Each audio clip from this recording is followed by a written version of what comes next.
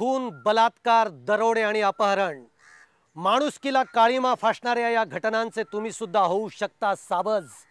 आणि म्हणूनच आम्ही तुम्हाला करतोय खबरदार। माणुसकीला काळीमा फासणाऱ्या या गिधाडांचे चेहरे महिलांपासून चिमुकल्यांपर्यंत प्रत्येकाला बनवताय सावध। आणि या गिधाडांचे चेहरे आम्ही घेऊन येतोय तुमच्या समोर। मुंबई पोलिसांनी पोलीस चौकीतच आपल्यावर बलात्कार केल्याचा गंभीर आरोप एका मॉडेलने केलाय। आणि या प्रकरणी साकीनाका पोलीस चौकीतील 2 सहाय्यक पोलीस निरीक्षक आणि एका हवालदारासह 6 जणांना अटक करण्यात आली आहे।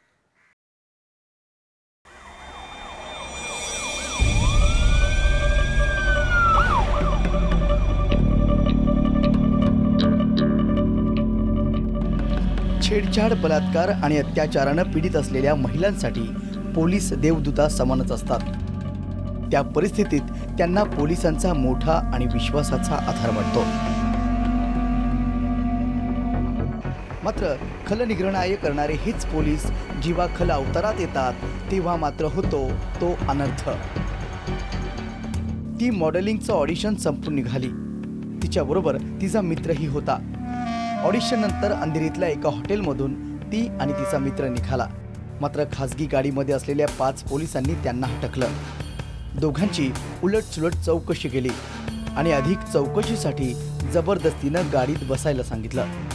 त्यांना साकीनाका पोलीस ठाण्यात आणलं। याच संघर्षनगर पोलीस ठाण्यात त्यांची पुन्हा एकदा हजेरी घेण्यात आली।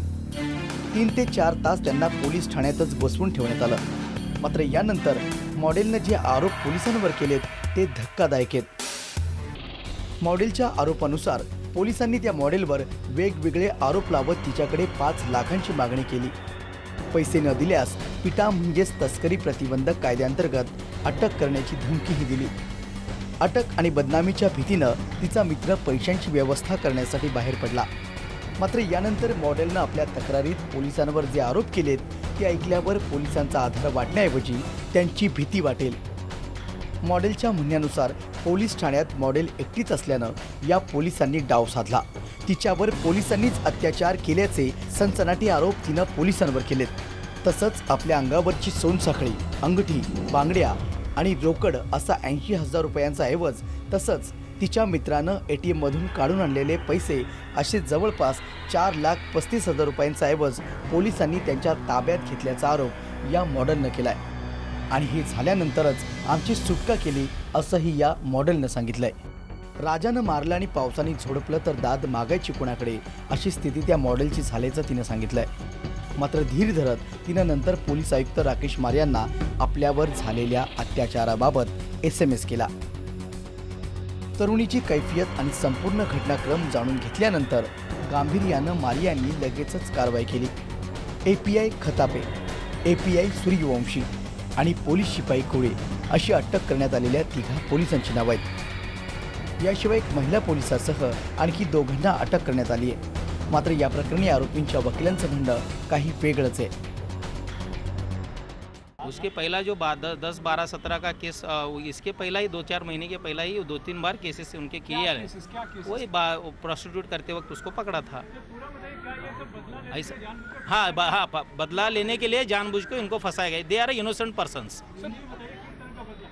वो किसका वो पॉलिटिकल उनका जो प्रमोशन रहता है, उनका इंटरनल जो कोई डिस्प्यूट रहते हैं उसके लिए उनको इसमें ये किया है फॉल्सली। कितने का जो महिला ने आरोप लगाया, कितने पैसे, कितने का ज्वेलरी लिया पुलिस ने? ऐसा उन्होंने जो कोर्ट का रिमांड में जो दिखाया है 4.5 लाख का कुछ ज्वेलरी और कुछ लिया है, ऐसा उनके ऊपर आरोप है। तो पुलिस ने क्या कह के रिमांड मांगा? क्या पूरा रिकवरी हो चुका है? नहीं, पुलिस रिकवरी के लिए पुलिस कस्टडी मांगा है और कुछ और कोई आरोपी है क्या उसको देखने के लिए उनको कस्टडी मांगा है। इंसिडेंट दिखा है 2-4 को, और 2-4 के बाद 3-4 को उन्होंने उधर से निकली है। उसके बाद आज तक कभी 23 तारीख तक वो कंप्लेंट किधर ही किया नहीं है और कंप्लेंट 21 डेज FIR डिले है। यातलं नेमकं खरं काय ते तर न्यायालयातच ठरेल। मात्र कायदा आणि सुव्यवस्थेची जबाबदारी असणाऱ्या पोलिसांवर असे आरोप होणं गंभीर बाब आहे। विशाल सिंग, जय महाराष्ट्र, मुंबई।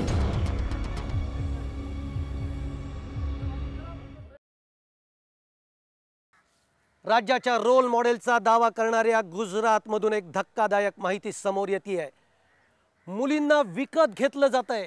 एका छोट्याशा गावामध्ये लग्न करण्यासाठी मुलींचा तुटवडा आहे म्हणून या मुलींना अपहरण करून पैसे देऊन विकत घेतलं जातंय.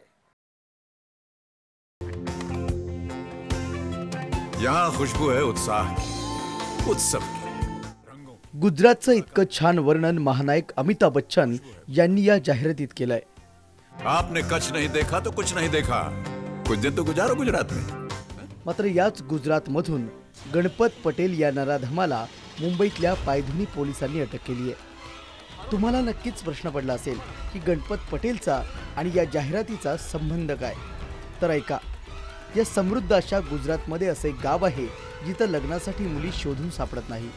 अहमदाबादपासून काही किलोमीटर अंतरावर बकराना हे गाव आहे. या गावात तरुणींची संख्या कमी आहे.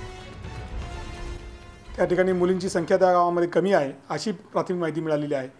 आणि त्यामुळं अशा प्रकारे मुंबईमधून मुली त्या ठिकाणी नेऊन त्यांची तस्करी करून त्या ठिकाणी विकण्याचा आणि त्यानंतरचं लग्न करण्याचा अशा प्रकारचा प्रकार लक्षात आलेला आहे.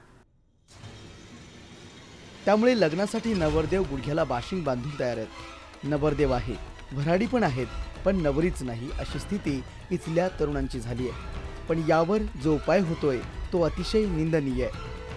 पुन्हा पहा हा गणपत पटेल या नराधमानं मुंबईतल्या गरीब घरातल्या मुलींना नोकरीचं आमिष दाखवून गुजरातला घेऊन गेला. त्या मुलींना 15 दिवस गुजरातच्या एका बंद खोलीमध्ये डांबून ठेवलं. त्यांच्या एकटेपणाचा फायदा घेत त्यानं त्यांच्यावर बलात्कारही केला. त्यानंतर याच बकराना गावातल्या तरुणाला विकण्याचा घाट त्यानं घातला. पण त्याचा डाव एका मुलीच्या प्रसंगावधानानं उधळला गेलाय. पायधुनी पोलिसांकडे एक तक्रार दाखल करण्यात आलेली आहे, ज्यामध्ये एक महिला, हिची तक्रार अशी आहे की तिला काही दिवसापूर्वी गुजरातमध्ये केटरिंगचं काम आहे, त्या ठिकाणी तुला नोकरी देतो असं सांगून तिला त्या ठिकाणी नेण्यात आलं होतं. त्या ठिकाणी जबरदस्ती तिला डांबून ठेवण्यात आलं. 1 लाख रुपयाच्या बदल्यामध्ये तिला त्या ठिकाणी लग्न करायला लावलं, तिच्याशी शारीरिक संबंध प्रस्थापित केले.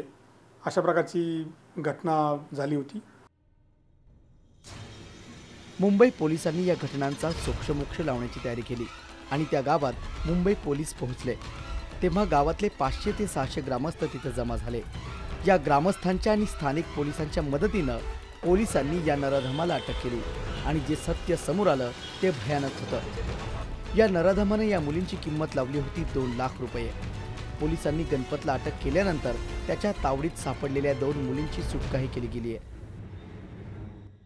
पायधुनी पोलिसांचं एक पथक ज्यावेळेस गुजरातमध्ये त्या मुलींची सुटका करण्यासाठी गेलं होतं, त्यावेळे त्या ठिकाणी स्थानिक गावकऱ्यांचा मोठ्या प्रमाणात रोष त्या पथकावरती झाला होता. त्यांच्यावरती हल्ला करण्यासुद्धा प्रयत्न त्या ठिकाणी झाला होता. परंतु त्या ठिकाणी प्रसंगावधान राखून पोलिसांनी त्या 2 मुलींची अतिशय मोठ्या प्रयत्नांची पराकाष्ठा केल्यानंतर त्यांची सुटका केलेली आहे. वेगवेगळ्या माध्यमातून आधुनिकतेकडे चालल्याचा दावा करणाऱ्या पंतप्रधानांच्या गुजरातच्या त्या गावाची परिस्थिती इतकी भयावह आहे हे पाहिल्यावर आपल्याला विश्वासच बसत नाही. मात्र गुजरात भलेही पुढे जात असल्याचा मोठ्यानं दावा करत असलं तरी बकरानाचं उदाहरण पाहता ते किती मागासलेल्या विचारांचं आहे हे आता स्पष्ट झालंय. विशाल सिंग, जय महाराष्ट्र, मुंबई.